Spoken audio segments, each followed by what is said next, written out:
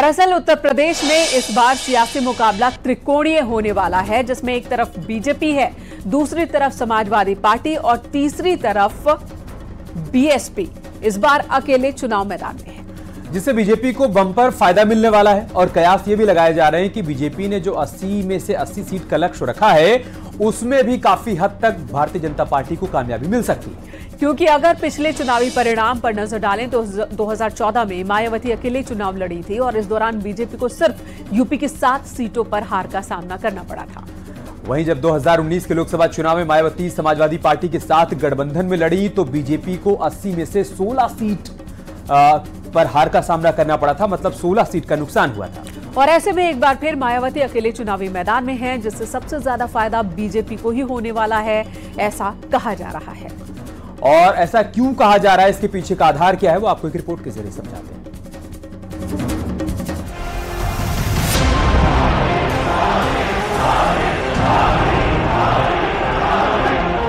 उत्तर प्रदेश में त्रिकोणीय मुकाबला होने वाला है। एक सीट पर 3-3 उम्मीदवार ताल ठोकने वाले हैं, जिससे बीजेपी की राह और आसान होने वाली है। मायावती एकला चलो की राह पर हैं। अखिलेश यादव अब तक कांग्रेस के साथ मैदान में हैं और बीजेपी अपने सहयोगी दलों के साथ 80 में से 80 के लक्ष्य पर आगे बढ़ रही है, जिससे इस बात की उम्मीद काफी बढ़ जाती है कि मायावती और अखिलेश आपस में एक दूसरे का वोट काटेंगे, जिसका फायदा बीजेपी को होने वाला है। यूपी में लोकसभा चुनाव का मुकाबला त्रिकोणीय होने जा रहा है। वजह साफ है, जिस तरीके से बसपा सुप्रीमो मायावती ने अकेले चुनाव लड़ने की घोषणा कर दी है और उन्होंने सीधे तौर पर कहा है कि बसपा चुनावी मैदान में अकेले उतरेगी, किसी भी दल से कोई गठबंधन नहीं करेगी। इस त्रिकोणीय मुकाबले में अगर देखा जाए तो बसपा के अकेले चुनाव लड़ने से भारतीय जनता पार्टी को सीधा फायदा पहुंच रहा है। पिछले लोकसभा चुनाव के आंकड़े भी इस बात की गवाही देते हैं।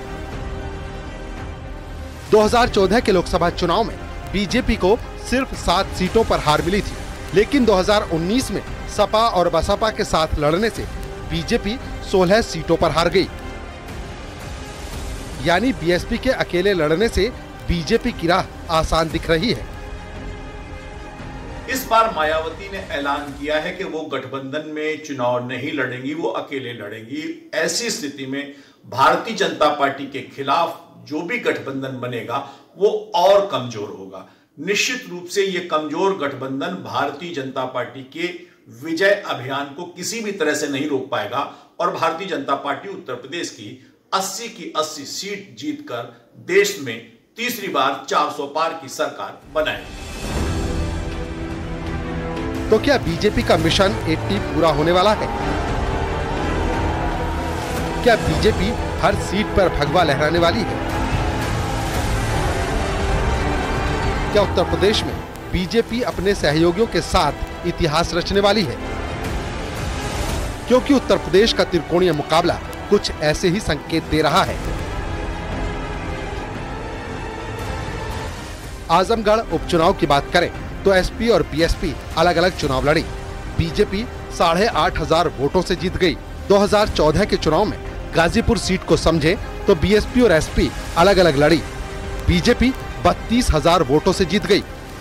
अब गाजीपुर सीट पर ही 2019 के चुनाव परिणाम को समझें तो बीएसपी और एसपी साथ साथ लड़ी।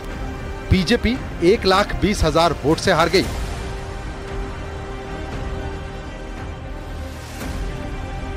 ऐसा ही परिणाम 2014 के चुनाव में कई और सीटों पर भी देखने को मिला। यानी अगर बीएसपी 2024 में अकेले चुनाव लड़ती है तो इसका फायदा बीजेपी को होने वाला है,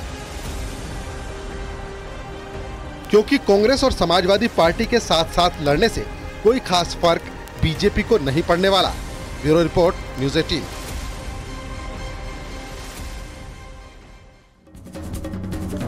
राम मंदिर पर डैमेज कंट्रोल के बाद भी बयानबाजी रुक नहीं रही है। एक दिन पहले कांग्रेस कार्यकर्ता सरयू में डुबकी लगाते हुए नजर आए तो दूसरे ही दिन भारत जोड़ो न्याय यात्रा के दौरान राहुल गांधी ने प्राण प्रतिष्ठा को सियासी कार्यक्रम बता दिया, जिस पर बीजेपी ने करारा पलटवार किया। दरअसल राहुल गांधी ने कहा कि अयोध्या में आरएसएस और बीजेपी का कार्यक्रम चल रहा है, तो बीजेपी ने पलटवार करते हुए कहा कि कांग्रेस एक बार फिर राम विरोधी एजेंडा चला रही है। राहुल गांधी ने कहा कि अयोध्या में धार्मिक नहीं बल्कि राजनीतिक कार्यक्रम हो रहा है। तो बीजेपी की तरफ से कहा गया कि कांग्रेस के लोग भगवान राम को काल्पनिक बता चुके हैं। जब राहुल गांधी ने कहा मैं धर्म का फायदा नहीं उठाता, इस पर बीजेपी ने पलटवार करते हुए कहा कि कांग्रेस को सिर्फ खास धर्म से मतलब है। यानी एक बार फिर प्राण प्रतिष्ठा से पहले विपक्ष ने धर्मयुद्ध छेड़ दिया है। ऐसे में ओवैसी कैसे पीछे रहने वाले हैं, उनकी तरफ से क्या बयान आया है, आपको एक रिपोर्ट के जरिए दिखा दें।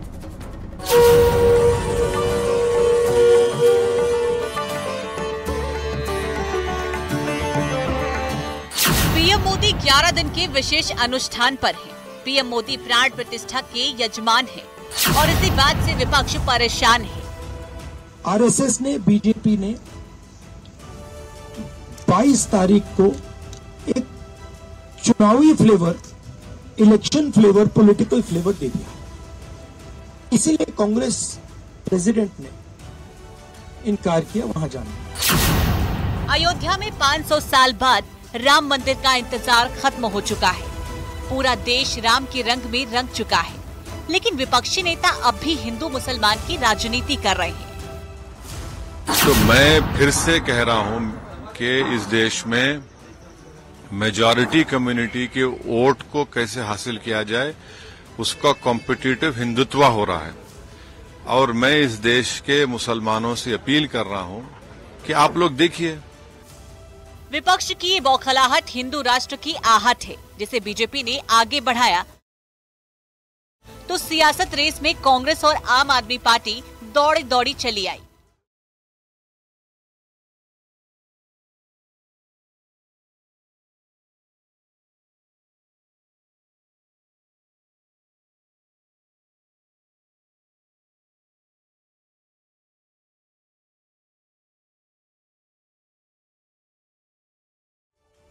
जिस राम मंदिर का विरोध करने के बाद इंडिया गठबंधन के तमाम दल बीजेपी के जाल में फंस चुके हैं, राम भक्तों से पंगा ले चुके हैं, उसके डैमेज कंट्रोल के लिए कहीं सियासी डुबकी लग रही है तो कहीं सुंदर कांड का पाठ हो रहा है। लेकिन राहुल गांधी को अब भी इसका एहसास नहीं। वो भले ही भारत न्याय यात्रा पर हैं, लेकिन इस यात्रा पर भी राम विरोधी सुर उठने लगे हैं। तो ये राम मंदिर 22 तारीख का फंक्शन जो है, ये राजनीतिक फंक्शन बन गया है। हिंदू धर्म के जो हमारे लीडर्स हैं, जो अथॉरिटीज हैं, उन्होंने कहा है कि वो नहीं जा पाएंगे क्योंकि ये राजनीतिक फंक्शन बन गया है। आरएसएस ने, बीजेपी ने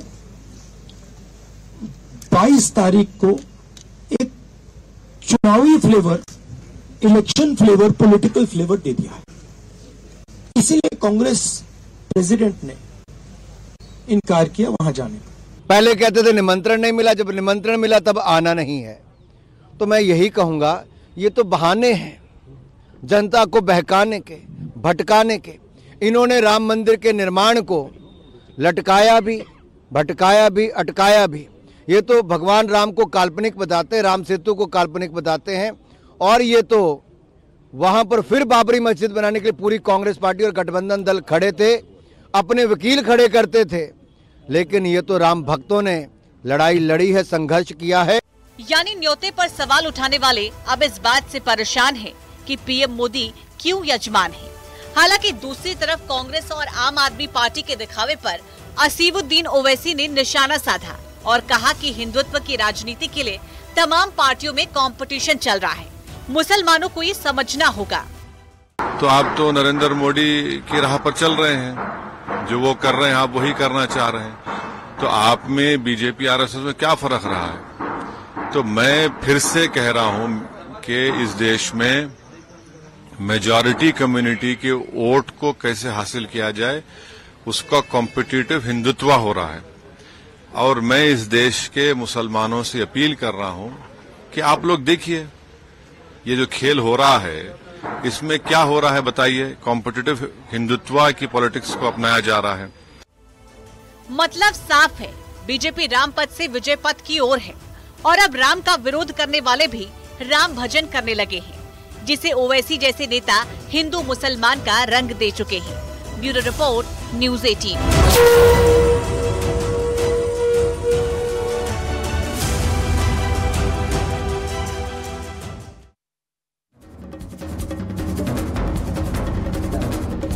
तो वहीं राम मंदिर को लेकर पीएम मोदी ने आज बड़ी बात कही। उन्होंने कहा कि आजकल पूरा देश राममय है और राम भक्ति में सराबोर है।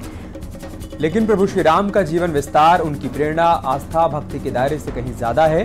प्रभु राम सामाजिक जीवन में सुशासन के ऐसे प्रतीक हैं जो आपके लिए भी बहुत बड़ी प्रेरणा बन सकते हैं। पीएम मोदी ने ये बात कही और उन्होंने और क्या क्या कहा, ये हम आपको सुनाते हैं।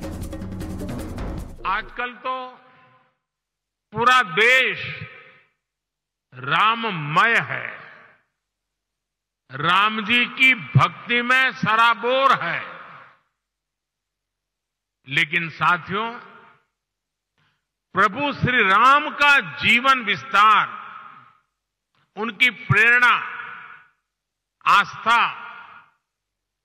भक्ति के दायरे से कहीं ज्यादा है। प्रभु राम गवर्नेंस के, समाज जीवन में सुशासन के ऐसे प्रतीक हैं जो आपके संस्थान के लिए भी बहुत बड़ी प्रेरणा बन सकते हैं। बात एक बड़ी खबर की करते हैं। अयोध्या गोलीकांड पर पहली बार सीएम योगी का बयान आया है। सीएम योगी ने कहा है कि अयोध्या में अब गोली नहीं चलेगी, अयोध्या में अब लड्डू के गोले मिलेंगे। सीएम योगी ने कहा कि अब अयोध्या में कोई पंचकोशी परिक्रमा नहीं रोक पाएगा। तो बड़ी बात मुख्यमंत्री योगी आदित्यनाथ ने कही, गोलीकांड का जिक्र भी किया। पहली बार इस जिक्र को करते हुए उन्होंने कहा कि अब कभी गोली नहीं चलेगी अयोध्या में, बल्कि यहां पर लड्डू के गोले चलेंगे और लड्डू के गोले मिलेंगे लोगों को। सीएम योगी ने यह भी कहा कि अयोध्या में कभी कोई पंचकोसी परिक्रमा को रोकेगा भी नहीं। पंचकोसी, 14 कोसी और 84 कोसी की परिक्रमा को अब कोई रोक नहीं सकता है। अब अयोध्या में कर्फ्यू नहीं लगेगा, राम नाम संकीर्तन होंगे।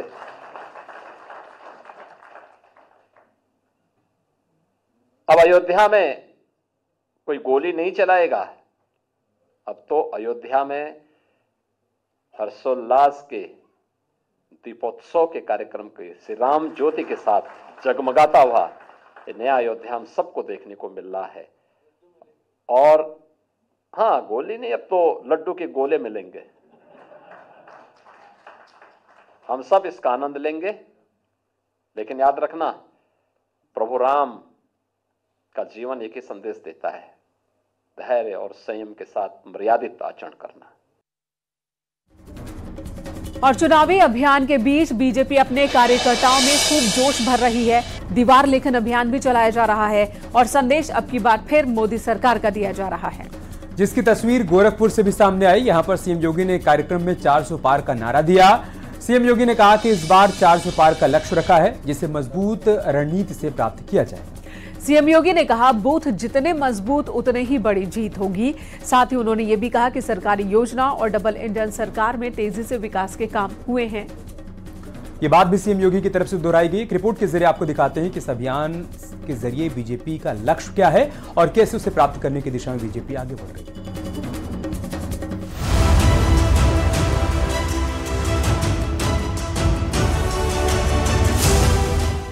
मोदी की गारंटी, योगी का संदेश, नड्डा की प्लानिंग से 24 के चुनावी रिंग में उतरी बीजेपी गांव-गांव अभियान चला रही है, दीवारों पर कमल खिला रही है। अपने अपने हाथों से फिर एक बार मोदी सरकार लिखा जा रहा है। चाहे सीएम योगी हो या डिप्टी सीएम या फिर बीजेपी अध्यक्ष, कार्यकर्ताओं में जोश भरने के लिए अभियान से जुड़ चुके हैं। इस अभियान को भी विकसित भारत संकल्प यात्रा की तरह सफलता की नई ऊंचाइयों पर पहुंचा रहे हैं।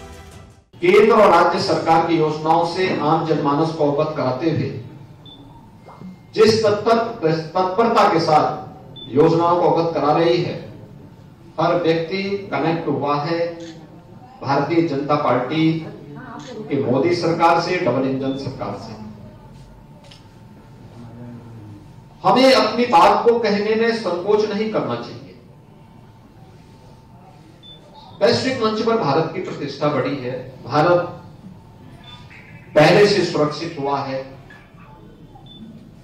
भारत के अंदर नागरिकों के मन में एक विश्वास जागृत हुआ है। पहली बार सीएम योगी ने 400 पार का नारा दिया और इसे सफल करने के लिए कार्यकर्ताओं को मंत्र भी दिया। उन्होंने कहा कि सांसद, विधायक और निकाय प्रतिनिधियों को इसमें पूरी जिम्मेदारी से अपनी भूमिका निभानी होगी। जहां भी स्पेस दिखे वहां कमल का फूल बनाकर स्लोगन लिखें। फिर एक बार मोदी सरकार और इस बार का लक्ष्य 400 पार। 2024 का हम सबका एक ही संकल्प होना है, एक बार फिर मोदी सरकार, भारतीय जनता पार्टी को इस बार 400 पार के लक्ष्य के साथ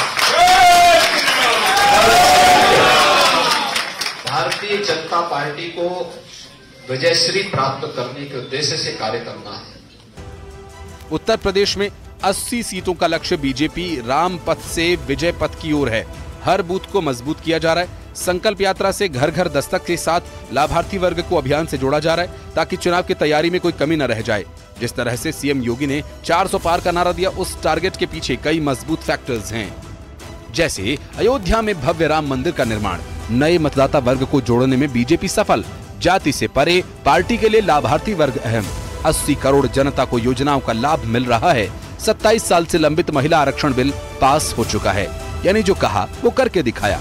मोदी की गारंटी से जोड़कर बीजेपी अब पेंटिंग अभियान चला रही है ताकि चुनाव की घोषणा से पहले हर दीवार पर कमल का फूल दिखे, जिससे हर सीट पर जीत पक्की हो सके। क्योंकि विपक्ष अब सीट शेयरिंग में उलझी है, किसी भी अभियान से दूरी बना चुकी है। ऐसे में अब की बार 400 पार, तीसरी बार मोदी सरकार का नारा बुलंद हो चुका है।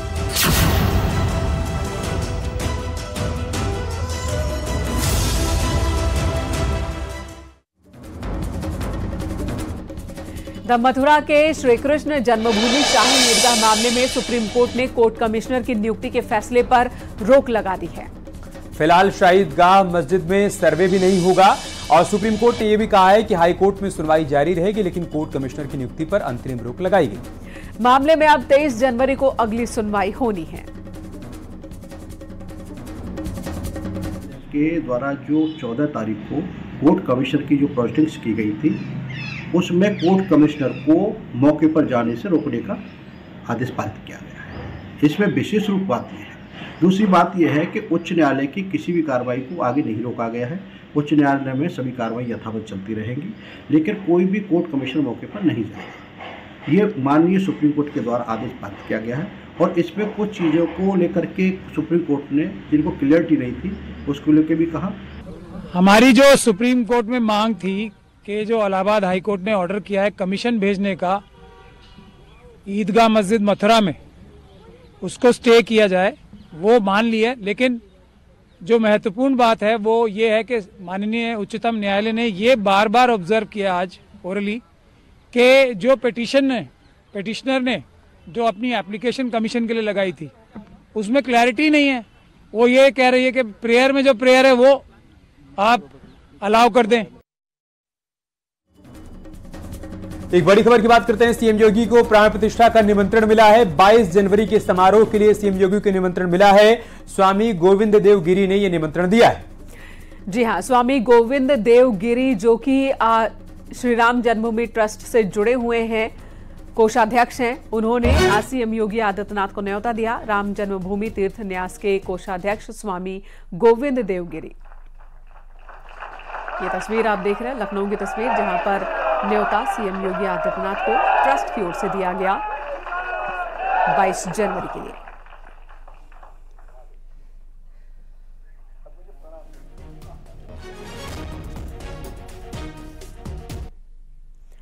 यहां रुकेंगे एक छोटे और बुलेटिन की शुरुआत बड़ी खबर के साथ। मायावती के गिरगिट वाले बयान पर अखिलेश यादव ने पलटवार किया है। अखिलेश यादव ने कहा है कि मायावती दबाव में बोल रही हैं, रंग बदलने वाली बात किसी के प्रेशर में कह रही हैं। हम तो बहन जी का सम्मान करते हैं। मायावती को पीएम बनाने का हम सपना देख रहे थे, ये कहा है अखिलेश यादव ने। तो बड़ी खबर, कल मायावती ने अखिलेश यादव को गिरगिट कहा था। अखिलेश यादव से संभल कर रहने की नसीहत दी थी और साथ ही ये भी कहा था कि बीएसपी किसी भी गठबंधन का हिस्सा नहीं होगी, अकेले चुनाव लड़ने वाली है। और मायावती के अखिलेश पर किए गए कमेंट पर आज अखिलेश यादव ने पलटवार किया और कहा कि हम तो उनका सम्मान करते हैं, किसी के दबाव में है वो और तभी ऐसा कह रही हैं। इंडिया गठबंधन को लेकर जिस प्रकार से सपा मुखिया ने एक सोची समझी रणनीति के तहत बीएसपी के लोगों को गुमराह करने के उद्देश्य से कुछ ही घंटों के अंदर बीएसपी प्रमुख के प्रति गिरगिट की तरह अपना रंग बदला है, तो उससे भी पार्टी के लोगों को जरूर सावधान रहना है। जहाँ तक आप बहुजन समाज पार्टी के बारे में कह रहे हैं, समाजवादियों ने तो सम्मान देने का काम किया है और हमेशा सम्मान कैसे बढ़े उसका भी कभी आपने देखा होगा। मुझे तो वो समय याद है जब समाजवादियों ने संकल्प लिया था कि देश की प्रधानमंत्री उस वर्ग से हो जिन्होंने समाज के तमाम बुराइयों का सामना किया है हजारों साल। और याद कीजिए, समाजवादी पार्टी तो प्रधानमंत्री बनाने के लिए सपना देख रही थी और उसमें काम भी किया हम लोगों ने।